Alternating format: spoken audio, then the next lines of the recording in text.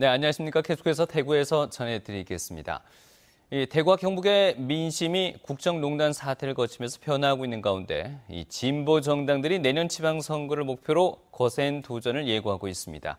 관건은 경쟁력 있는 후보자 찾기가 될 것으로 보입니다. 보도에 윤영균 기자입니다. 더불어민주당은 대구 경북 국회의원 25석 가운데 단 2석만 차지하고 있을 뿐 자치단체장은 단 한 명도 없습니다. 하지만 대선 이후 각종 여론조사에서 정당 지지율 1위를 놓치지 않고 있고 최근 TK 특위를 출범시키며 지지층 확산에 주력하고 있습니다. 관건은 자치단체장과 지방의원 선거에 나설 경쟁력 갖춘 후보자 찾기입니다. 인재영입위원회 내년 지방선거 준비 기획단을 만들어서 대구 시민의 가슴에 와닿는 새로운 정책으로 대구 시민들에게 민주당이 다가서도록 준비하겠습니다. 국민의당은 녹취록 조작 파문으로 잔뜩 움츠러들었지만 당원은 꾸준히 늘어나고 있다며 9월에 정치 아카데미를 열어 정치 신인 발굴에 나선다는 방침입니다.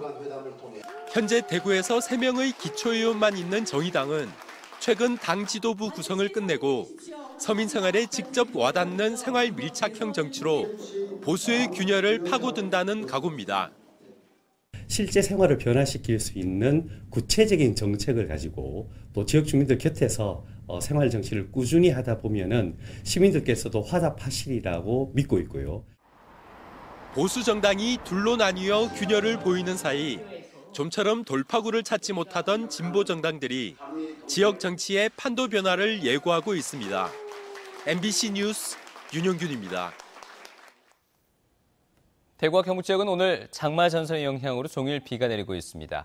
지금까지 내린 비의 양은 문경이 65mm, 안동이 48.9, 대구 3.5mm 등입니다. 이번 비는 내일 새벽까지 경북 남부 내륙과 남부 동해안 지역에 5에서 20mm 더 내리겠습니다. 대구 기상지청은 내일 대구의 아침 최저 기온은 23도, 낮 최고 기온은 29도에 머물 것으로 내다봤습니다. 대구시는 칠성교와 침산교에 자동 위험 통보 기능이 포함된 지능형 CCTV를 설치하고 본격적인 가동을 시작했습니다.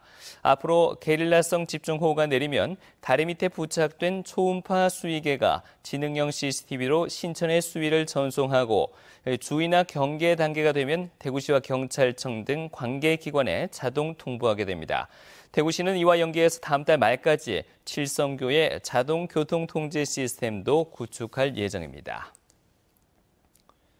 대구 공항 이용객이 올 들어 지난달까지 164만 명으로 집계되면서 올 연말까지 330만 명에 달할 것으로 전망됩니다.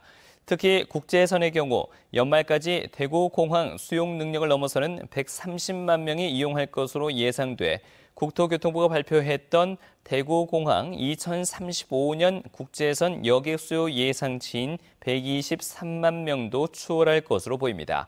대구시는 이미 오전 시간대에는 국제선 주기장의 포화와 시간당 이착륙 횟수 부족 등으로 신규 항공사 유치가 불가능하다면서 통합신공항 건설이 근본적인 해결책이라고 밝혔습니다. 대구지방경찰청은 앞산터널의 파동과 상인동 방향 과속 구간 단속을 오는 28일부터 본격적으로 실시합니다.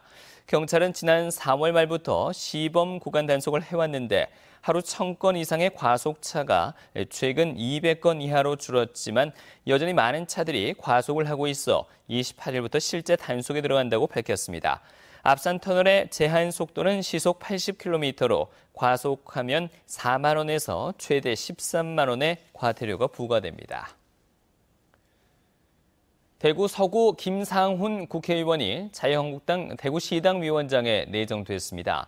자유한국당 대구지역 국회의원들은 어제 대구시당 위원장 선출과 관련해 모임을 갖고 만장일치로 김상훈 의원을 추대했다고 밝혔습니다.